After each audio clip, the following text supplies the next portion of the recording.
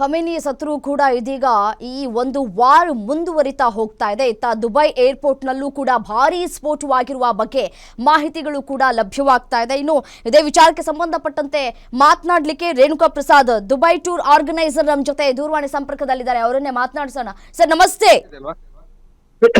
Madam ನಮಸ್ತೆ. Madam sir ನಮಸ್ತೆ. ಈಗ ಅಲ್ಲಿನ ಸ್ಥಿತಿಗತಿ ಯಾವ ರೀತಿಯಾಗಿದೆ ಸರ್? ಮೇಡಮ್ ನಾನು actually RP international holidays Ballari Renuka Prasad ಅಂತ ಪ್ರೊಪ್ರೈಟರ್ ಮೇಡಮ್. ನಾನೇ ಟೂರ್ ಆರ್ಗನೈಸ್ ಮಾಡಿದ್ದು. ಗೊತ್ತಾಯ್ತು ಸರ್, ಗೊತ್ತಾಯ್ತು, ಹೇಳಿ. ಅದೇ 50 ಮೆಂಬರ್ಸ್ ಕರ್ಕೊಂಡ್ ಬಂದಿದ್ವಿ. ನೆನೆ ಟೂರ್ ಎಲ್ಲ ಕಂಪ್ಲೀಟ್ ಆಯ್ತು. ನಾವು ಏರ್ಪೋರ್ಟ್ ಹೋದ ಎಲ್ಲ ಖುಷಿಯಾಗಿ ಎಲ್ಲ ಟ್ರಿಪ್ ಮಾಡಿದ್ವಿ.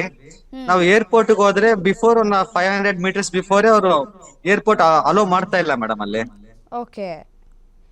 ಆಮೇಲೆ ಅಟ್ ದ ಸೇಮ್ ಟೈಮ್ ಹೋಗಿದ್ರಿ ನೀವು? ಮೇಡಮ್ 50 ಜನ ಮೇಡಮ್. 50 ಜನ. ಓಕೆ. 50 ಜನ.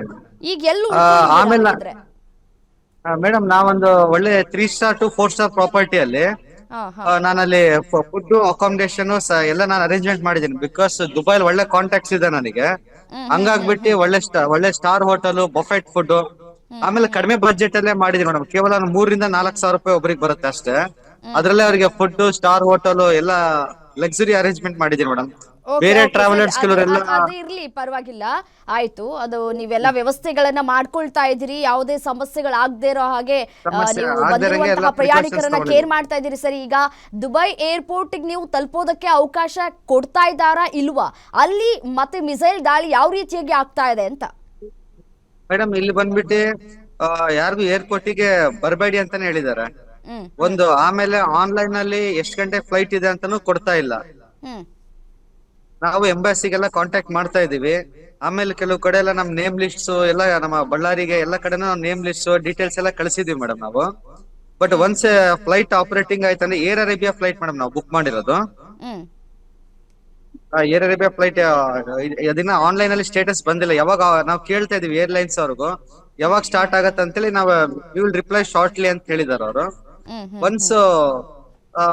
ಒನ್ಸ್ ಫ್ಲೈಟ್ ಸ್ಟಾರ್ಟ್ ಆದ್ರೆ ನಾವು ಇಲ್ಲಿ ನಮ್ಮ ಕಸ್ಟಮರ್ಸ್ ನೆಲ್ಲ ನಾವು ಕರ್ಕೊಂಡೋಗಿ ಸೇಫ್ಟಿಯಾಗಿ ಇದು ಮಾಡ್ತೀವಿ. ವೇಟಿಂಗ್ ಫಾರ್ ಏರ್ಲೈನ್ ಅಪ್ಡೇಟ್ಸ್ ಕೂಡ ಈಗ ದಾಳಿ ಆಗ್ತಾ ಇದೆಯಾ? ಅಲ್ಲಿ ಭಯದ ವಾತಾವರಣ ಏನಾದ್ರೂ ಸೃಷ್ಟಿಯಾಗಿದ್ಯಾ? ಮತ್ತೆ ಯಾಕೆಂದ್ರೆ ನೋಡಿ, ಎಲ್ಲರೂ ಕೂಡ ಅಲ್ಲಿಗೆ ಪ್ರಯಾಣ ಮಾಡಿರುವಂತಹ ಎಕ್ಸ್ಪೀರಿಯನ್ಸ್ ಪರ್ಸನ್ಸ್ಗಳು ಯಾರು ಇರೋದಿಲ್ಲ. ಇವಾಗ ನೀವು ಟೂರ್ ಕರ್ಕೊಂಡು ಹೋಗಿರೋದ್ರಿಂದ ಅವ್ರಿಗೆ ಭಯದ ವಾತಾವರಣ ಹೇಗಿದೆ ಅಂತ ಹೇಳಿ. ಮೇಡಮ್ ಏನಿಲ್ಲ, ಅಲ್ಲಿ ಏರ್ಪೋರ್ಟ್ ಗೆ ಅಲ್ಲಿ ಬಂದಂದಾಗ ಒಂದ್ 2 ನಿಮಿಷ ಭಯ ಪಟ್ರು. ಆಮೇಲೆ ಅಟ್ ದ ಸೇಮ್ ಟೈಮ್ ನಾವೆಲ್ಲ ಅಕಾಮಿಡೇಷನ್ ಎಲ್ಲ ಅವರಿಗೆ ಸ್ವಲ್ಪ ಧೈರ್ಯ ಕೊಟ್ಟಿದೀವಿ. ಆಮೇಲೆ ಇಲ್ಲಿ ದುಬೈಲಿ ಕೆಲವು ಕಡೆ ಮಾತ್ರ ಆತಂಕ ಇದೆ ಮೇಡಮ್. ಇನ್ನೊಂದ್ ಕಡೆ ಎಲ್ಲ ನಾರ್ಮಲ್ ಆಗಿ ಎಲ್ಲ ಜನ ಅಡ್ಡಾಡ್ತಾ ಇದಾರೆ, ಎಲ್ಲ ಸೇಫ್ ಆಗಿದ್ದಾರೆ. ಏನಂತ ಬಟ್ ನಾವಿರೋ ಲೊಕ್ಯಾಲಿಟಿಯಲ್ಲಿ ಬಂದ್ಬಿಟ್ಟು ಯಾವ್ದೇ ತರ ಆತಂಕ ಇಲ್ಲ ಮೇಡಮ್. ಇಲ್ಲಿ ದುಬೈಲಿ ನಾವು ಸಿಟಿ ಸೆಂಟ್ರಲ್ಲೇ ಇದೀವಿ.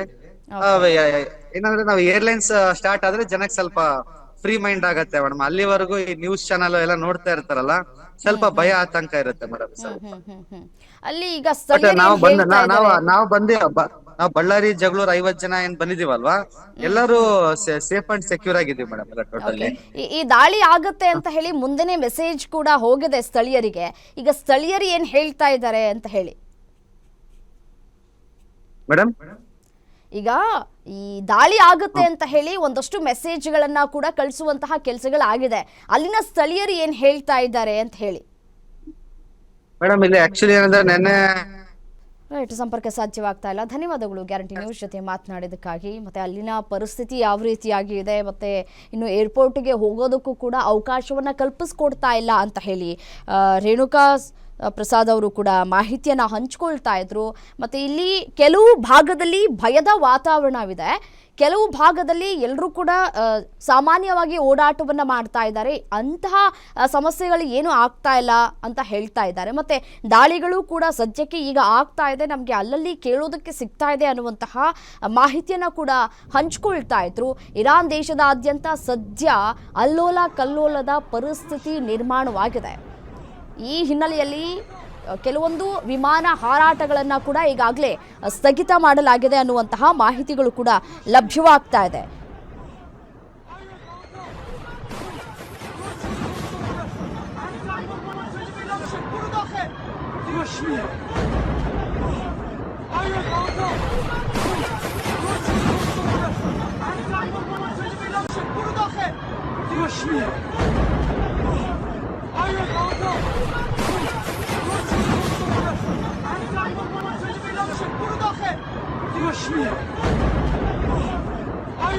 ನೇರವಾಗಿ ಸುಪ್ರೀಂ ಲೀಡರ್ ಮೇಲೆ ಕೈ ಹಾಕಿದೆ. ಇದು ಇರಾನ್ಗೆ ಕೊನೆಯ ಎಚ್ಚರಿಕೆಯ ಸಂದೇಶ ಅಂತ ಕೂಡ ಕಾಣಿಸ್ತಾ ಇದೆ. ಸದ್ಯಕ್ಕೆ ಇರಾನ್ ಇಸ್ರೇಲ್ ವಾರ್ ಏನಾಗ್ತಾ ಇದೆ ಅದು ಮುಂದುವರಿತಾ ಹೋಗ್ತಾ ಇದೆ. ಸದ್ಯಕ್ಕೆ ನಿಲ್ಲುವಂತಹ ಲಕ್ಷಣಗಳು ಕೂಡ ಈಗ ಕಾಣಸಿಗ್ತಾ ಇಲ್ಲ.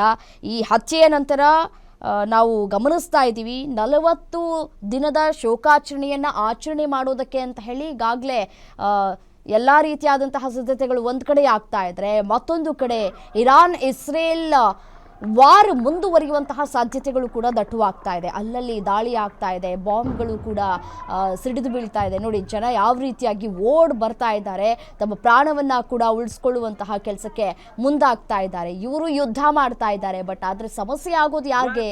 ಜನಸಾಮಾನ್ಯರಿಗೆ. ಜನಸಾಮಾನ್ಯರು ಸಾವನ್ನಪ್ಪುವಂತಹ ಅತಿ ಹೆಚ್ಚು ಲಕ್ಷಣಗಳು ಕೂಡ ಕಾಣಸಿಗ್ತಾ ಇದೆ.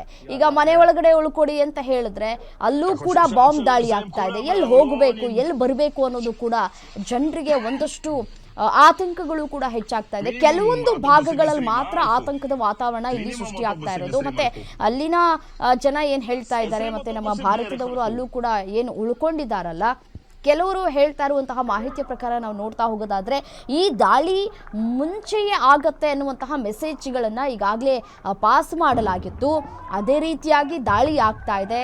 ಇದೇನು ನಮಗೆ ಹೊಸದೇನಲ್ಲ ದಾಳಿ ಆಗ್ತಾ ಇರೋದು, ಬಟ್ ಆದರೆ ಕಳೆದ 12-13 ವರ್ಷಗಳಿಂದ ಈ ರೀತಿಯಾದಂತಹ ದಾಳಿ ಆಗಿರಲಿಲ್ಲ, ಈಗ ಆಗ್ತಾ ಇದೆ. ಸೊ ಹಾಗಾಗಿ ಸ್ವಲ್ಪ ಭಯದ ವಾತಾವರಣ ಕೂಡ ಸೃಷ್ಟಿಯಾಗಿದೆ ಅನ್ನುವಂತಹ ಮಾತುಗಳನ್ನು ಆಡ್ತಾ ಇದ್ದಾರೆ.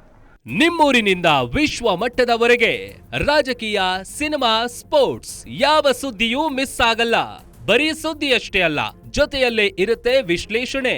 ಗ್ಯಾರಂಟಿ ನ್ಯೂಸ್ ನ ಸಬ್ಸ್ಕ್ರೈಬ್ ಮಾಡಿ, ಫಾಲೋ ಮಾಡಿ, ಕ್ಷಣ ಕ್ಷಣದ ಅಪ್ಡೇಟ್ಸ್ ಪಡೆಯಿರಿ.